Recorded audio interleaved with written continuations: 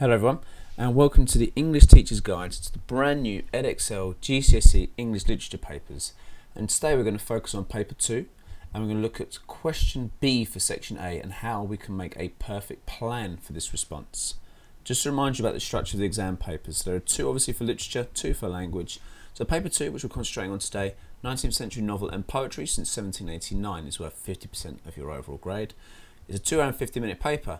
Section A, which we're concentrating on now, is a 19th century novel. Two questions, one based on extract, which you've already got the videos for, which you can view, and the other is based on the whole play or text. Section B is poetry, and again that's two questions, both comparison, one of which is based on anthology, one of which is unseen. So let's see if you've been working and revising. Two things for you to do now. What does the mark scheme say you need to include in order to achieve perfect marks? What method should you use in order to achieve perfect marks? So pause this, discuss, note down your answers, then press play when you're ready to resume. So here's the mark scheme. It's based on AL1, so it's your critical understanding. So an ensured personal response showing a high level of engagement within the text.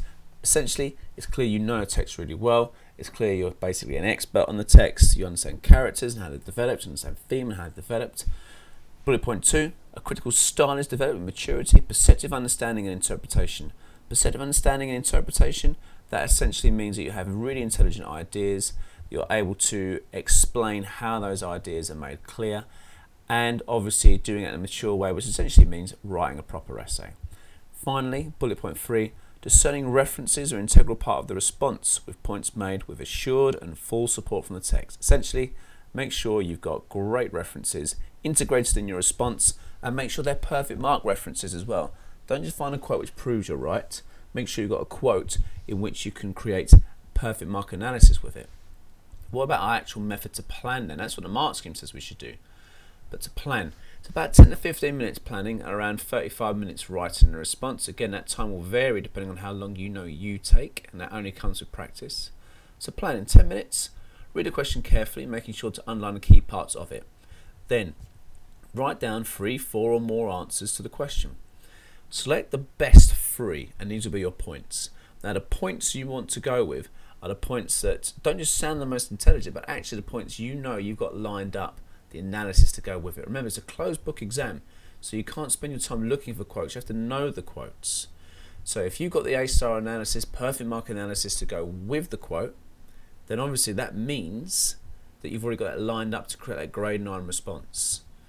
Once you've got your 3 best ideas, you then list the evidence you're going to use. It's a good idea to use 2 for each point, but if you've got 1, that's absolutely fine as well. And then around your quotes, make some notes of analysis to explain how evidence proves you are correct. And then essentially, once that's done, it's simply a case of writing that out in full sentences. I'll show you how to do that in a moment. Now, the main paragraphs, well, they'll look like this. Now, I think it's important to remember that, as you saw when we looked at the mark scheme, you don't have to analyse form and structure and language in the same way that the first question for this section asks you to. However, it asks you to be critical. It asks you to be mature. So for me, if you're doing some aspects of this analysis, then you're helping to create that perceptive understanding of the text. You can talk about a text, but if you can analyse how you are correct, not to necessarily the same high level as you would have done for the first question, then there's no doubt you're going to get perfect marks anyway. So do these things that you see in front of you. You don't have to do all of them every single time, but I think for this question, you definitely want to do the last one at least, which is to evaluate. Why has the author included this? Is it important and why? What do we learn as a reader? How does it help develop the character? That's what they want to see in this answer. But add in the analysis that you can see above, then of course, for me, you're going to be getting perfect marks. Now, here's a question. In this extract, Nicole's early life is shown. Explain the development of Nicole's character elsewhere in the novel. Now, this is, I'm borrowing a little bit from some of my older videos here. This obviously is a 19th century novel. This is from Robert Cormier's Heroes, but the question is exactly the same. You may get asked a question about character, so for Great Expectations and examples, it's Pip. So it's exactly the same method that you would use, obviously, for the new GCSEs. So let's run you through it.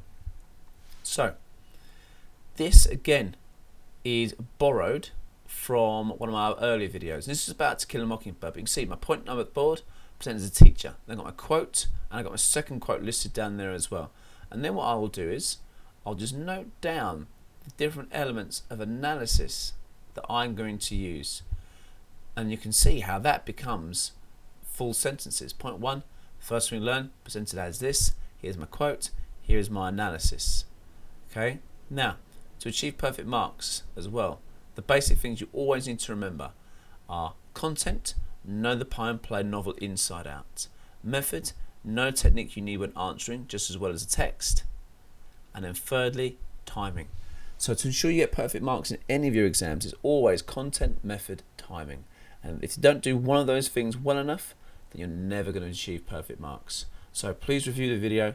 Please remind yourselves of how to play them, because that is just as important as the key quotes. And thank you. Keep revising and let me know if you need any help with anything. Thanks very much.